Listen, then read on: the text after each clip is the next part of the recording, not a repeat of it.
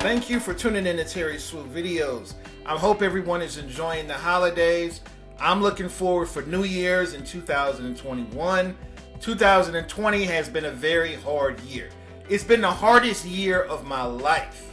And I'm ready to get this year over with and get into 2021.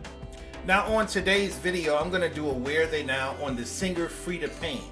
She's mostly known for the 1970 hit Band of Gold. This was one of the biggest singles of the 1970s and is looked at as one of the best dance songs of all time.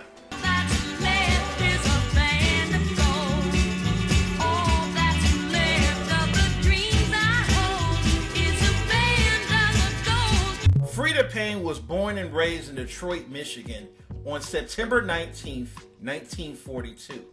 And she grew up listening to jazz. And in the 1950s, the most popular music of the decade was jazz. And the two biggest jazz artists of the 1950s were Billie Holiday and Ella Fitzgerald. And these were her two biggest idols. These were her two biggest influences. And for most black women who were raised in the 50s, this is who they idolized. The same way a lot of young black girls idolize Beyonce and Rihanna today. Well, Ella Fitzgerald and Billie Holiday were like the Beyonce and Rihanna of the 1950s. And Freda Payne moved to New York when she became 18 years old. And she thought she would have a better chance of making it in New York versus making it in Michigan.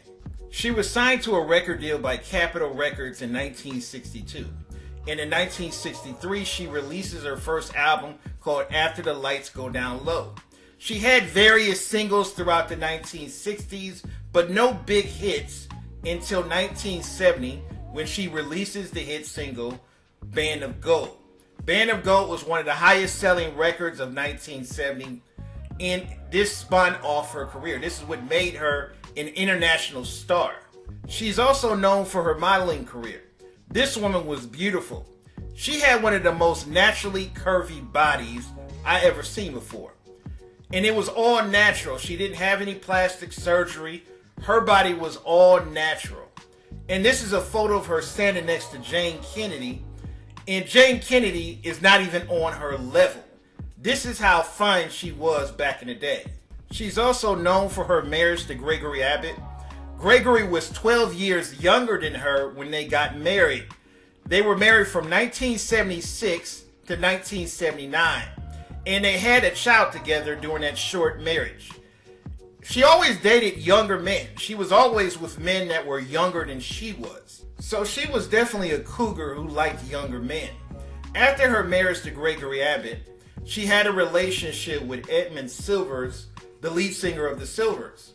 And he was in his early 20s at the time, and she was in her early 40s. So there was a 15 or 20 year difference between the two. And they were together from 1979 to 1983. And today, Freda Payne is 78 years old. And this woman looks lovely. She still dresses sexy. Almost 80 years old, and she's still dressing sexy and looking good. I'm glad to see that she's still alive and well. She's still releasing music. She still does concerts around the country. And she always reminded me a lot of Raquel Welch. Because Raquel Welch is an 80-year-old woman who still dresses sexy. She still dates younger men. And Freda Payne has the same type of confidence that Raquel Welch has. I'm just glad to see that these older ladies are being confident and being strong. I believe in live and let live. And I'm happy to see that these older ladies are living life to the fullest. A lot of people have different opinions about this topic. Leave a comment, rate, and subscribe.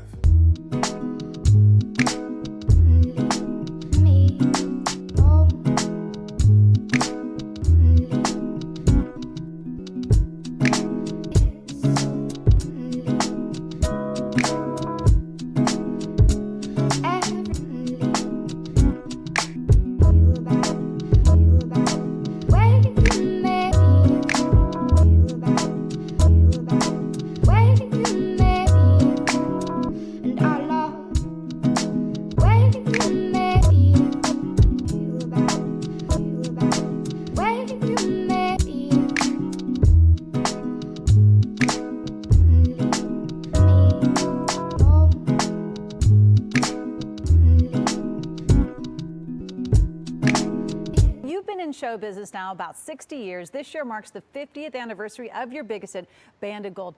Did you ever face difficulty in your profession because of the color of your skin, or hear about stories of those who came before you?